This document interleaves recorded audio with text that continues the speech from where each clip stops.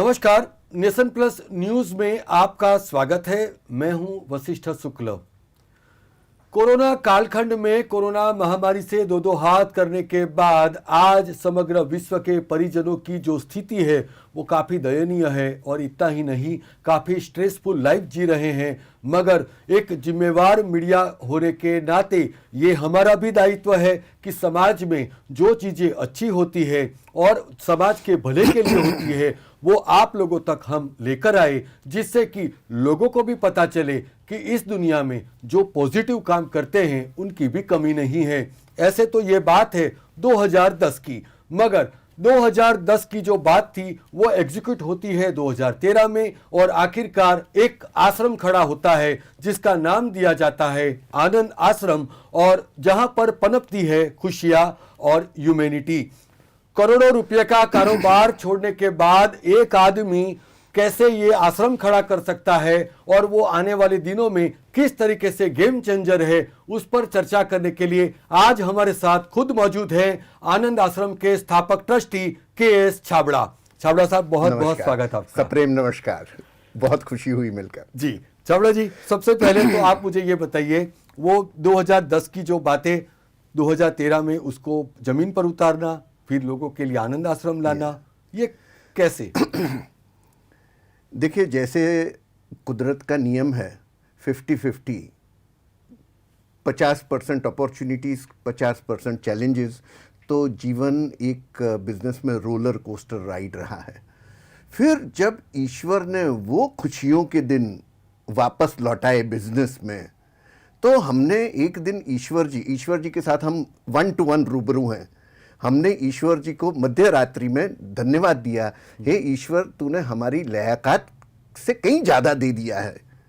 तो ईश्वर जी ने बोला कि देखो बेटा, अगर तुम सच में थैंक्स एंड ग्रेटिट्यूड कन्वे करना चाह रहे हो तो लिप सर्विस मत दो, कुछ ऐसे लोगों के लिए करो जैसे तुम तकलीफ में थे और मैंने तुम्हें हाथ से पकड़कर तकलीफों में से बाहर निकाला। विश्व में ऐसे लाखों करोड़ों कई लोग हैं जिन्हें सपोर्ट की आवश्यकता है। अगर सही थैंक्स देना चाहते हो तो उनकी जाके सेवा करो। तो उस मध्य रात्रि को, जब मेरी एज 50 इयर्स की थी 2010 में, हमने क्विक हिसाब किताब किया कि अगर आने वाले समय में अगर हम बिजनेस में और कोई पैसे कमाना का अटेम्प्ट नहीं रखते तो हमारा जीवन क्या सही रूप से चल पाएगा। हमें आंसर मिला कि आगे पैसे कमाने की कोई ऐसी आवश्यकता नहीं है, स्टैंडर्ड ऑफ लिविंग मेंटेन रखो और आपका जीवन चल जाएगा। तब हमने उस दिन रात को डिसाइड किया to give up and take sanyas from money making and business. और वो उस मध्य रात्रि का डिसीजन, हमें बिजनेस, हमने डिसाइड किया हम डिसइन्वेस्ट करेंगे, हम व्यापार को बेच देंगे। हमें 2.5 साल लगे उस प्रक्रिया में और 2013 में हमने बिजनेस को टोटल डिसइन्वेस्ट कर दिया। और उसके बाद तो रास्ता वही प्रेम, वही सेवा, वही सेटिस्फैक्शन और वही आनंद का चल रहा है, और माध्यम है खुशियों का आनंद आश्रम 2013 ऑनवर्ड्स। बिल्कुल। तो चंद्र, ये जो आनंद आश्रम की जो स्थापना हुई, तो इसके बाद तो आपने ऐसे ऐसे काम किए कि लोगों को सही मायने में लगा कि ये आश्रम, ये एक ऐसा आश्रम है जहाँ पर खुशियाँ हैं, जहाँ पर ह्यूमैनिटी है और जहाँ पर पॉजिटिविटी भी है। तो ये कितना कठिन था, क्योंकि जब आप इतनी पोस्ट दुनिया छोड़कर यहाँ पर आए थे तो कितना कठिन लगा था ये आपका? कठिनाई शब्द तो कहीं हमारे रास्ते में आया ही नहीं। अच्छा। सब रास्ते अपने आप स्मूथ होते चले गए। जिस मध्य रात्रि को विचार आया था उस रात हम अकेले थे। सुबह होते होते मिसेस छाबड़ा इस मिशन में साथ में जुड़ गई। 2013 में व्यापार को सेल आउट किया और फिर जैसे पहले 11 ट्रस्टी जुड़े, मित्र लोग जुड़े, और एक तरफ सेवाएं चलती रही और दूसरे तरफ सेवा देने वाले जुड़ते चले गए। वो दिन और आज हम 1500 के करीब डायरेक्ट एंड इनडायरेक्ट एसोसिएटेड सेवक हैं और वो सेवा का कार्य 14 एरियाज में, एवेन्यूज ऑफ सेवा में दिन रात चल रहा है। सर, वो कौन कौन से एवेन्यूज हैं जिसमें आप ये प्रकल्प है? देखिए, मैं बात करूंगा सबसे पहली सेवा कौन सी आई क्रोनोलॉजिकल ऑर्डर में। तब वो समय था 2013 में जब सुसाइड्स के बहुत सारे न्यूज़ आते थे।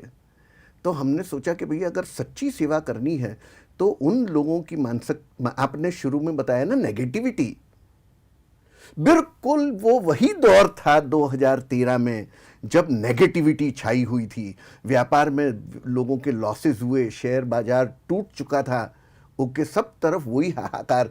जो हाहाकार इस वक्त आप कोरोना का देख रहे हैं, वो हाहाकार उस वक्त इकोनॉमी का था। तो आनंद आश्रम ने पहली सेवा ही उन्हीं शब्दों में पॉजिटिविटी की लिए। हमारे फेडरेशन ऑफ गुजरात इंडस्ट्रीज के साथ कोलैबोरेशन होकर हमारे काफ़ी सारे पॉजिटिविटी के प्रोग्राम्स आए। मैं ज़िंदगी का साथ निभाता चला गया, कभी खुशी कभी गम, और वहाँ से लेकर हमारी काउंसलिंग सेवा भी निरंतर चलती आई है। और आज हमें खुशी हो रही है ये शेयर करते वक्त, 30 से ज़्यादा केसेस इस वक्त हो चुके हैं जो आनंद आश्रम की काउंसलिंग सेवा के माध्यम से हम probable cases of suicides avoid कर सके हैं। Very good. ओके, अब उसके बाद नेक्स्ट सेवा शुरू हुई हमारी वस्त्रदान की। कोई मोल नहीं है, पुराने कपड़े अच्छी क्वालिटी वाले हम इकट्ठे करते गए और ज़रूरतमंद लोगों में बांटते चले गए। इतिहास है बड़ौदा के लिए कि इस वक्त हमने इतने सालों में 10 लाख से ज़्यादा पीसीज ऑफ क्लोथ्स अच्छे कलेक्ट करके हमने रीडिस्ट्रीब्यूट किए। ये सेवा चल रही है। अब जाकर यहाँ इम्पॉर्टेंट सेवाएं शुरू होती हैं। हमने सोचा कि ये सब तो कैजुअल सी चीज़ें हैं, कुछ ऐसा किया जाए जिससे आने वाली जनरेशन्स को फ़ायदा हो, जो लोग सच में दुखी हैं उनको फ़ायदा हो। और वहाँ आता है आनंद आश्रम का प्रोग्राम नेत्रदान। अपॉन डेथ अपनी आईज डोनेट कीजिए और कॉर्नियल ट्रांसप्लांट से उनके पास जाएंगी जिनकी दृष्टि कॉर्निया वॉर्न आउट हो जाने के कारण गई हुई है, उन्हें दृष्टि मिल जाएगी। ये इतनी सिंपल सी बात पर लोगों तक पहुंचाना और लोगों को इम्प्रेस अपॉन करना कि वो ऐसा करें, वहाँ आनंद आश्रम का नेत्रदान प्रोग्राम शुरू हुआ और गवर्नमेंट ने हमें खूब बहुत अच्छा सपोर्ट किया। उस वक्त की कलेक्टर पी भारती जी ने ऑफिशियल अनाउंसमेंट कर दिया कि collectorate of Vadodara is in support of Anand Ashram Netradan program. और वहाँ से लेकर अभी तक more than 66,000 pledges of eye donations have been taken so far. हमारा एसोसिएशन एलमेक्स आई बैंक के साथ है और हमें खुशी है कि अब हमारे आई बैंक में किसी तरह का कोई वेटिंग लिस्ट नहीं है फॉर कॉर्नियल ट्रांसप्लांट। अब हमने आई डोनेशंस की एक्टिविटीज़ से दूसरे आई बैंक्स में भी हमारे केसेस रेफ़र करना शुरू कर दिया है। और बड़ौदा से लेकर अब हमारी इच्छा है कि पूरे देश में नेत्रदान का ये प्रोग्राम इस तरीके से प्रसार किया जाए कि भारत देश फिर एक बार इतिहास बनाए कि कॉर्नियल ब्लाइंडनेस वाले लोग भारत में न रहें।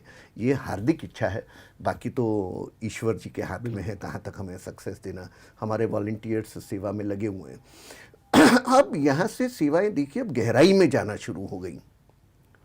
एक ऐसी सत्य घटना आपसे शेयर करना चाहूँगा जिसने हमारे रास्ते बदल के रख दिए।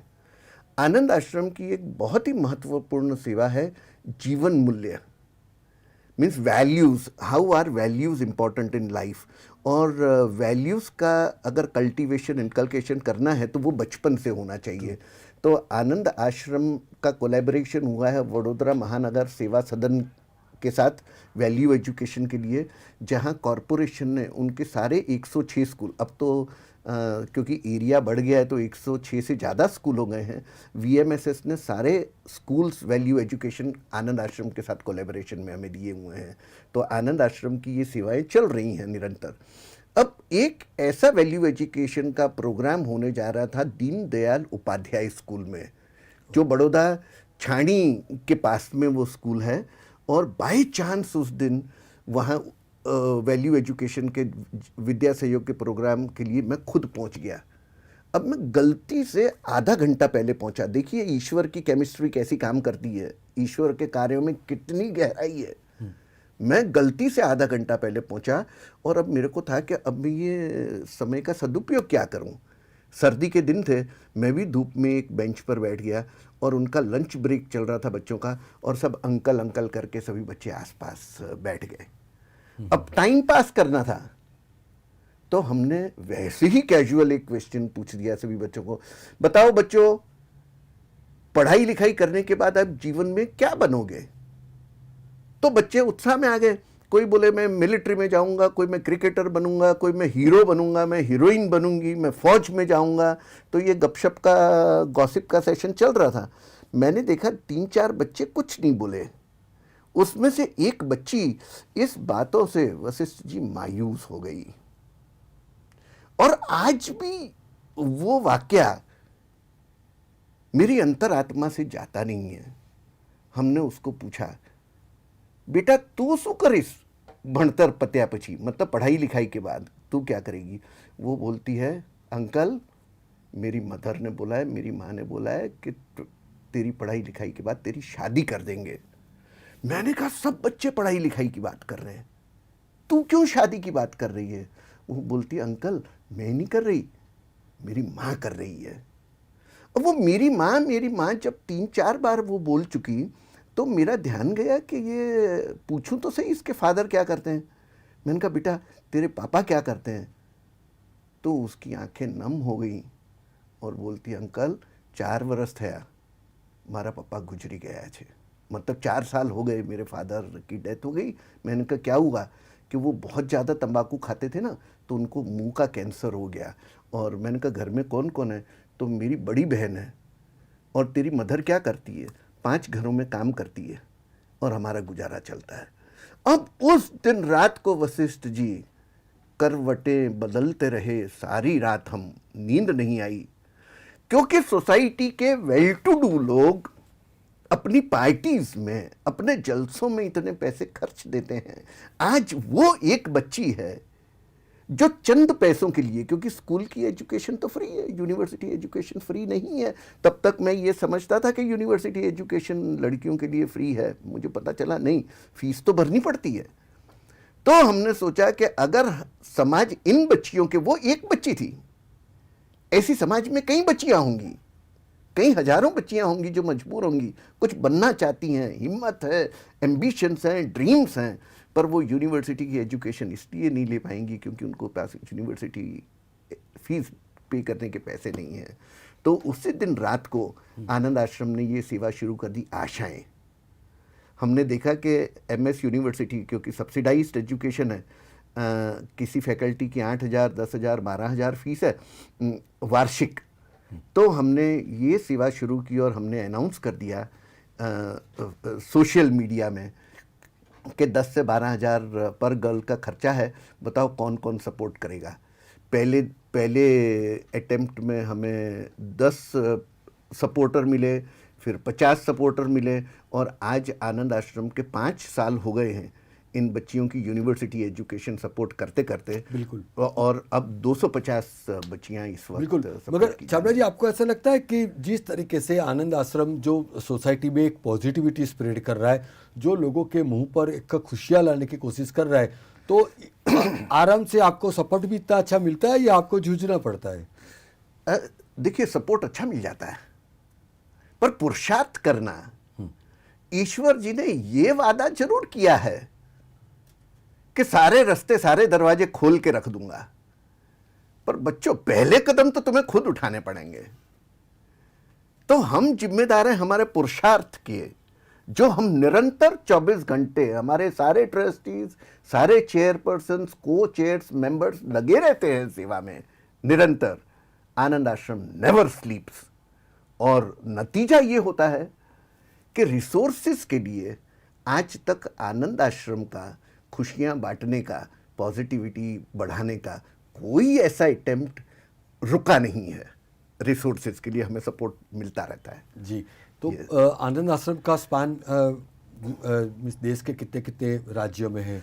अंतर्राष्ट्रीय स्तर पर भी आपका एग्जिस्टेंस है अभी? देखिए, खुशबू कहीं से उठेगी तो फैलेगी। बिल्कुल। तो सबसे पहले हमें वॉलंटियर्स मिले अहमदाबाद में, जहां उन्होंने अपनी सर्विसेज ऑफ़र करी। उसके बाद एक्टिविटीज़, सेवा एक्टिविटीज़ शुरू हुई इंदौर में। उसके बाद हम पहुंचे भोपाल में, फिर टच अपॉन हुआ लखनऊ में, फिर सेवाएं हो रही हैं रोपड़ में, और इंटरनेशनली भी ऐसे सेवक हैं जो चाह रहे हैं कि आनंद आश्रम की सेवाएं वहाँ भी शुरू हों। अब हम वेट कर रहे हैं किस दिन हमें FCRA रजिस्ट्रेशन सरकार दे देगी। वो रजिस्ट्रेशन बड़ा इंपॉर्टेंट है, बाकी सारे रजिस्ट्रेशन आनंद आश्रम के पास हैं। जिस दिन हमें FCRA रजिस्ट्रेशन मिला, means we will have registration to accept foreign donations as well, उस दिन के 3 महीने के अंदर अंदर we have laid down programs जहां US और UK में सेवाएं टचअप ऑन हो जाएंगी। तो छबरा जी, जे आनंद आश्रम अभी एक टीम की तरह पूरा काम कर रहा है, तो आने वाले दिनों में क्या फ्यूचर प्लान है उनका एक्सपांसन होना है, इसके बारे में? देखिए, 14 एवेन्यूज़ के बियॉन्ड हमने अब ये सोचा कि ऐसे कोई कार्य किए जाएं जो आने वाली जनरेशन्स के भी काम आए, इस जनरेशन के भी काम आए, और 50 साल बाद, 100 साल बाद, 200 साल बाद भी आनंद आश्रम सेवा पनपती हुई और ग्रो करती हुई दिखनी चाहिए, मिलनी चाहिए, लोग एंजॉय करते होने चाहिए। हमने ये चीज़ देखी वशिष्ठ जी, एजुकेशन के बड़े बड़े कैंपसेस हैं, एंटरटेनमेंट के बड़े कैंपसेस हैं, बड़े बड़े रिसोर्ट्स हैं, पर आज के दिन में सेवा कैंपस कौन से हैं? सेवा कैंपस नहीं मिले। तो जिस तरीके से किसी दिन आशाएं सेवा शुरू हुई थी उस शर्म से, आज ये माइंड में आया कि सेवा का कैंपस खड़ा किया जाए। और हमने क्या है, ख्याल देखो, जो कुछ जीवन में अपन अचीव करते हैं वो शुरू तो यहीं से होता है, बीज तो यहीं से आते हैं। तो हमने ये सोचा कि सेवा कैंपस शुरू किया जाए, और उसका हमने पहले तो नामकरण कर दिया, स्वर्ग। स्वर्ग, स्वर्ग, आप स्वर्ग की अनुभूति जीते हुए एंजॉय करें।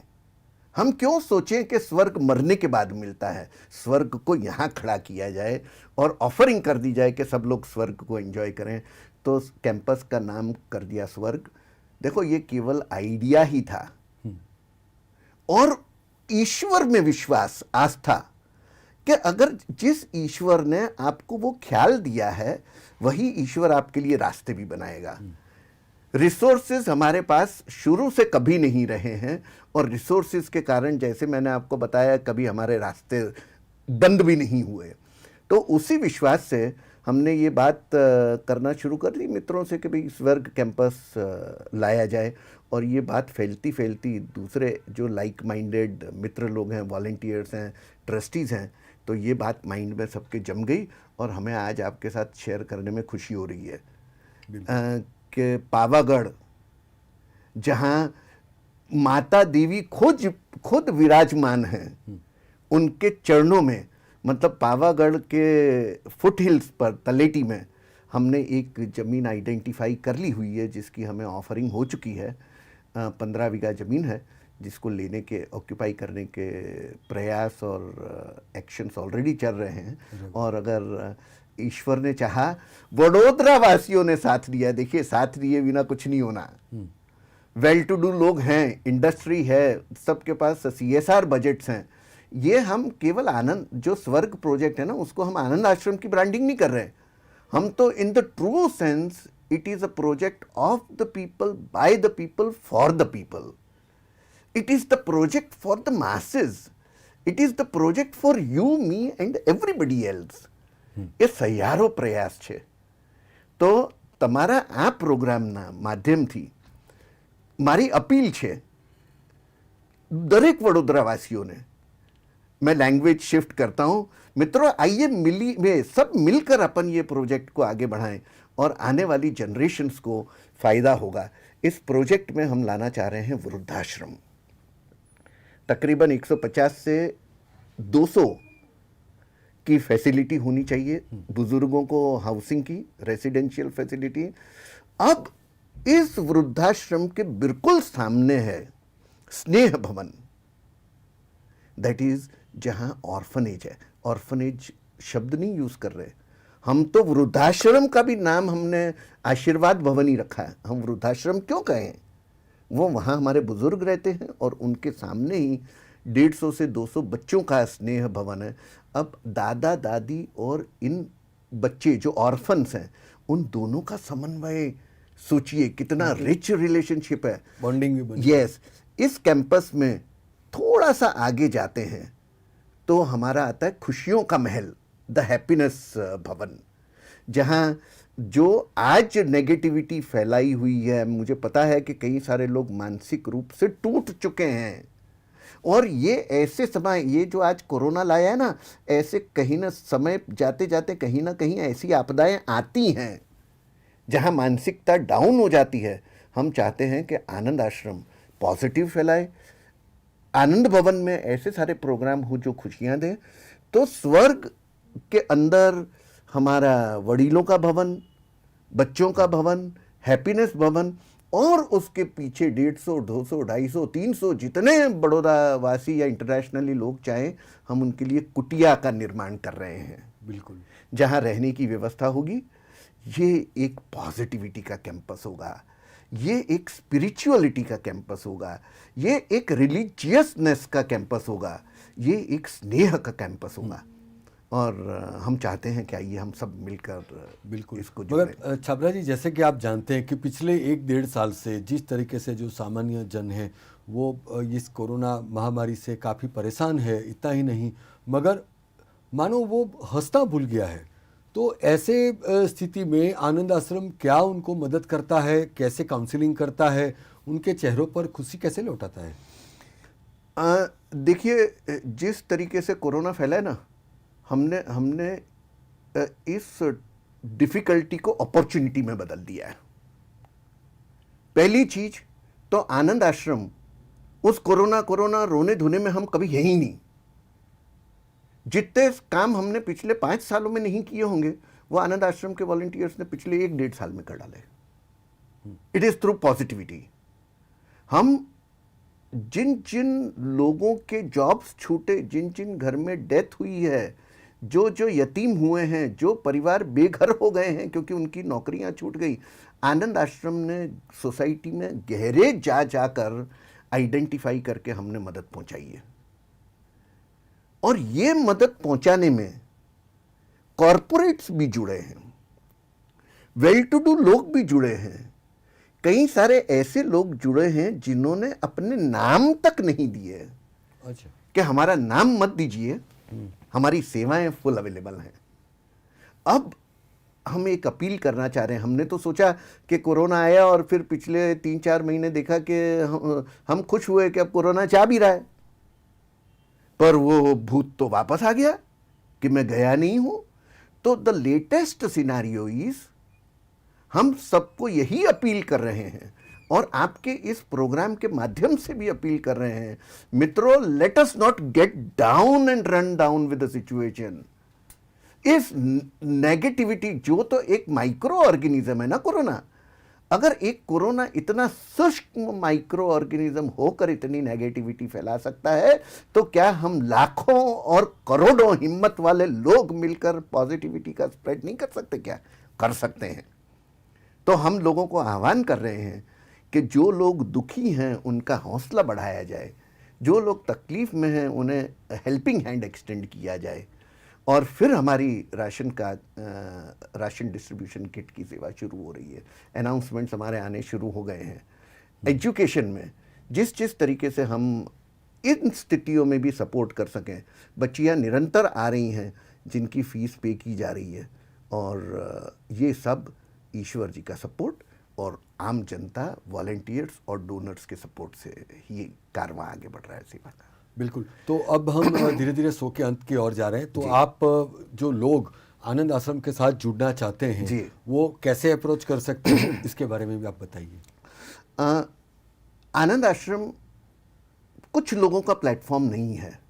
हमारी क्लैरिटी है, इट इज़ अ सेवा एक्सचेंज। जैसे पुराने टाइम में ना एम्प्लॉयमेंट एक्सचेंज होते थे कि जिनको एम्प्लॉयमेंट चाहिए वो आके रजिस्टर करें, जिनको एम्प्लॉयमेंट देनी है वो रजिस्टर करें, एम्प्लॉयमेंट एक्सचेंज। वैसे ही आनंद आश्रम एक सेवा एक्सचेंज प्रोग्राम है।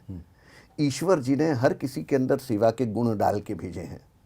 तो हम सभी को जिनमें सेवा भाव है और जो ऐसी ऑर्गेनाइजेशन चाहते हैं, जहाँ प्योरिटी हो, डेडिकेशन हो, ट्रांसपेरेंसी हो, हमारा एक एक रुपया उसी शुद्धता से लोगों तक पहुंचता है जिन शुद्धता से वो डोनेट होता है। तो लोग आएं। और खुशी की बात यह है कि अभी गवर्नमेंट ऑफ इंडिया ने जो CSR रजिस्ट्रेशन शुरू किया NGOs का, उसमें हम देश के आनंद आश्रम देश के पहले चुनिंदा NGOs में से हैं जिनको वो CSR 1 रजिस्ट्रेशन मिली है। उस रजिस्ट्रेशन से हमारे हौसले भी बुलंद हैं और हम सभी को इनवाइट कर रहे हैं, सेवा देने वाले आप आइए। और जिनको सेवा चाहिए वो तो हमारे मोबाइल्स पर निरंतर, हमारे 24 घंटे हमारे मोबाइल चलते रहते हैं। जहां लोग जिस तकलीफ में होते हैं वो हमें अप्रोच करते हैं। हमारे मोबाइल्स कभी बंद नहीं हुए। और जैसे जैसे सेवा के मौके आते हैं, आनंद आश्रम के वॉलंटियर्स सेवा पहुंचाते हैं। हम चाहते हैं कि इस अपॉर्चुनिटी को भी, जो तकलीफ में आई है, हम सब मिलकर उस तकलीफ का सामना करके और नेगेटिविटी को फुल पॉजिटिविटी में बदल दिया जाए। बिल्कुल। प्रेम बताया जाए, खुशियां बरताई जाए। बिल्कुल सर, आपने हमारे दर्शकों के साथ आनंद आश्रम की और जो पॉजिटिविटी की बात की, इसलिए हम आपके शुक्रगुजार हैं। आपका बहुत बहुत धन्यवाद। तो ये थे KS छाबरा, जो कि आनंद आश्रम के स्थापक ट्रस्टी हैं और 2010 में जो छोटा सा बीज बोया था, आज 2021 में आनंद आश्रम एक वटवृक्ष बन चुका है। यही दिखाता है कि अगर आपके हौसले बुलंद हैं तो आपकी उड़ान को कोई नहीं रोक सकता। और नेशन प्लस न्यूज़ के माध्यम से हम भी आपके लिए कामना करते हैं कि आप और आपका परिवार स्वस्थ रहे, सलामत रहे। आपको ये कार्यक्रम कैसा लगा हमें ज़रूर बताइएगा और हमें अपडेट्स लेने के लिए हमें फॉलो कीजिए YouTube, Facebook, Instagram और Twitter पर। बहुत ही जल्द नए समाचार, नए शो के साथ फिर मिलेंगे। नमस्कार।